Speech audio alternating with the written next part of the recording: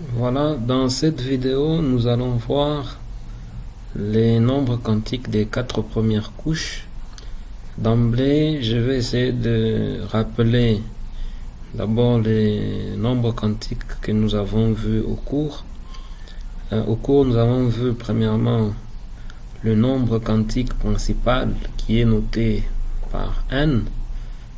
Ces nombres quantiques principaux, nous avons dit, c'est un nombre quantique représente la couche où se retrouve l'électron même, mais il représente aussi le niveau de l'énergie de l'électron même. Après le nombre quantique principal, nous avions vu les nombres quantiques secondaires ou bien azimutal, qui est représenté ici par la lettre L. Et spécifiquement, nous avons dit que ces nombres quantiques nous donnent la forme même de l'orbital. Mais aussi, ça représente la sous-couche de l'électron même. À part ce nombre quantique, le troisième, nous avons vu le nombre quantique magnétique. Donc ici, M indice L. Ces nombres quantiques magnétiques nous donnaient l'orientation des différentes orbitales. Et en quatrième lieu, nous avons vu le nombre quantique des spins. Ces nombres quantiques ne pouvaient avoir la possibilité, on pouvait avoir la possibilité d'avoir seulement deux valeurs, plus 1,5 et moins 1,5. Donc plus 1,5, ça veut dire que c'est ce qu'on considère que l'électron aurait la possibilité de tourner sur soi dans un sens, et moins 1,5, c'est qu'il tourne dans un sens contraire.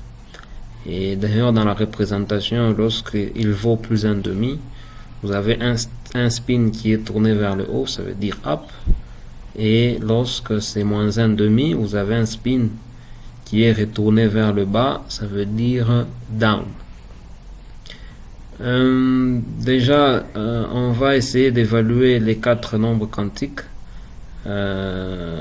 pour les 4 premières couches.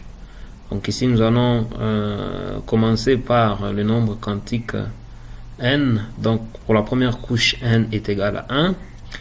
Et lorsque n est égal à 1, quelles sont les valeurs de L? On a dit au cours que les valeurs de L variaient de 0 à n moins 1. Donc pour avoir les valeurs de L, nous allons faire la valeur ici de 1 moins 1, ce qui fera 0. Donc L n'aura qu'une seule valeur qui vaut 0. Et lorsque L vaut une valeur 0, quelle est la forme de cette orbitale? La forme de cette orbitale est tout simplement une forme sphérique telle que c'est représenté là. Donc le S ici, voilà, pour dire, bon, évidemment, c'est pour dire sphérique.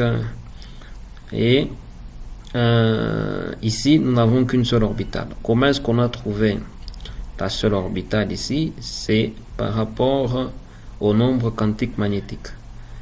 Et le nombre quantique magnétique, nous avions dit qu'il avait la possibilité, en fait, il prend les valeurs de moins L, 0 est compris, jusqu'à plus L. Donc, quelle est la valeur de L ici? C'est tout simplement 0. Et nous n'avons qu'une seule possibilité d'avoir la valeur de M indice L qui vaudra aussi 0. Évidemment, on n'aura pas moins 0 plus 0, donc nous n'avons que 0. Et comme nous n'avons qu'une seule valeur de M indice L, cela suggère que nous n'avons qu'une seule orientation possible de cette orbitale. D'ailleurs, nous l'avons même vu au cours. Ça veut dire lorsqu'on a un système de 3 axes, nous n'avons qu'une seule façon, une seule possibilité d'orienter une sphère. Et pour avoir le nombre total d'orbitales pour la couche, la formule nous est indiquée ici. Nous allons faire n carré, n ça vaut 1. Lorsque nous faisons n carré, nous aurons 1 au carré, ce qui me donne 1. Donc évidemment, c'est ce que nous avons. Nous n'avons qu'une seule orbitale pour cette couche. Et quel est le nombre d'électrons maximal? Donc ici, pour trouver le nombre d'électrons maximal par orbitale, on a dit ici que le max c'est 2 électrons. Donc on a la possibilité d'avoir dans cette orbitale 2 électrons, bien sûr, par rapport aux deux positions. Ça veut dire plus 1,5 pour la position up et moins 1,5 pour la position down. Donc, ce qui me fait 2 électrons. Et comment trouver le nombre d'électrons dans la couche? En fait, c'est le maximum aussi.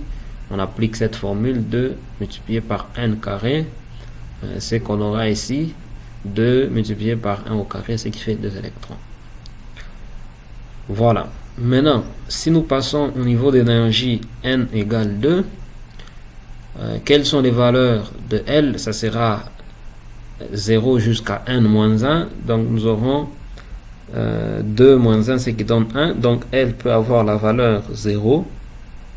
Et ici, pour la valeur 0, c'est ce que nous avons vu précédemment. Nous aurons l'orbital sous forme donc l'orbital sphérique.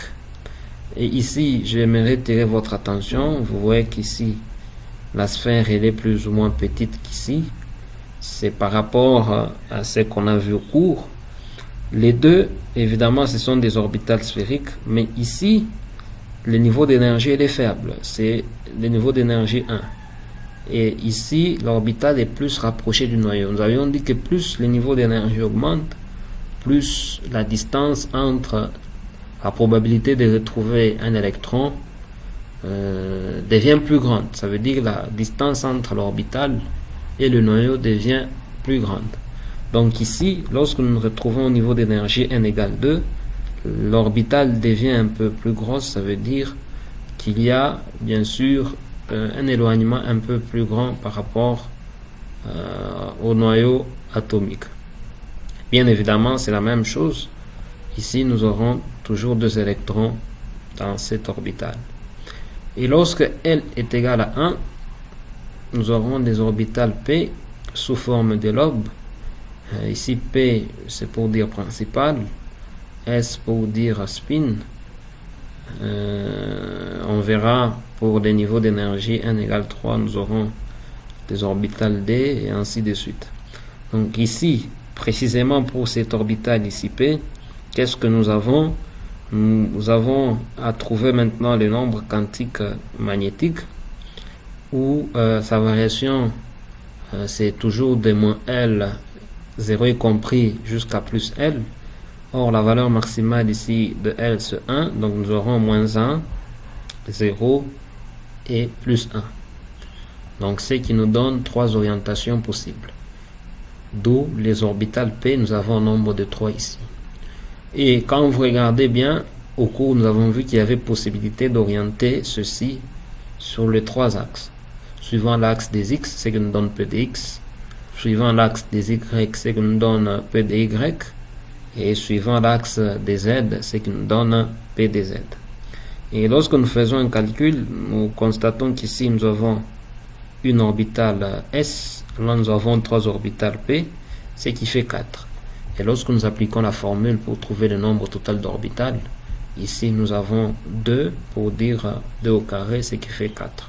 Donc pour le niveau d'énergie n égale 2, nous avons la possibilité d'avoir 4 orbitales. Et nécessairement ici, comme nous avons les 3 orientations possibles, dans ces 3 orientations possibles, nous avons la possibilité d'avoir au maximum 2 électrons. Et lorsqu'on multiplie par 2, nous avons au maximum pour les orbitales P un maximum de 6 électrons.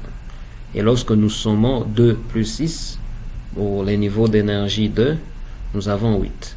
Et cela corrobore avec la formule qui nous donne le nombre d'électrons par couche qui vaut 8. Passons maintenant au niveau d'énergie n égale 3. Ceci, c'est déjà vu et vous remarquez que l'orbitale devient de plus en plus grosse. De la même manière aussi pour les orbitales P. Tout ceci, c'est comme dans le cas précédent.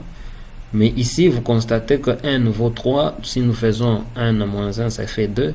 Donc le niveau max de L, ça sera 2 ici.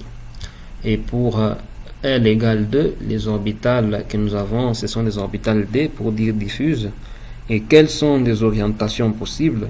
Donc nous aurons ici moins 2, moins 1, 0, plus 1. Donc nous avons au maximum 5 orientations possibles. Donc ici c'est un peu difficile de pouvoir le représenter, mais dès que vous vérifiez sur internet, vous aurez la possibilité de télécharger ou bien de voir plusieurs images qui vous représentent les 5 possibilités d'avoir les orbitales D. Et même dès que j'applique cette formule pour trouver le nombre max d'orbitales, cela me fera 9. Donc si je fais les calculs, 1 plus 3 ça fait 4, plus 5 ça me fait 9 orbitales au total. De la même manière ici, 2 électrons pour les 5 orientations possibles, ça me fait 10 électrons, et dès que je somme, je trouve le maximum de 18 électrons. Enfin, le niveau d'énergie N égale 4. De la même manière, pour les 3 premiers c'est vu.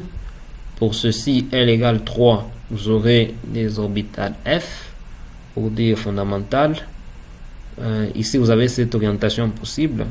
Donc, dès que vous vérifiez là, par rapport au nombre quantique magnétique, vous avez au total cette orientation ici. Et dès que nous sommons 1 plus 3 plus 5 plus 7, ça nous fera 16.